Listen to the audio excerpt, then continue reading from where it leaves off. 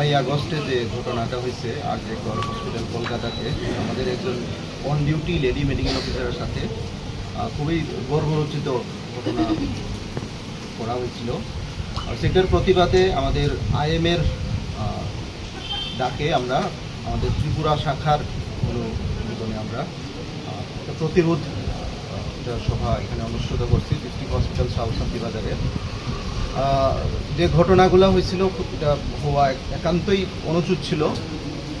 একজন on duty lady medical অফিসারকে সেদিন খুবই বর্বরভাবে রেপ করে হত্যা করা হয়েছে।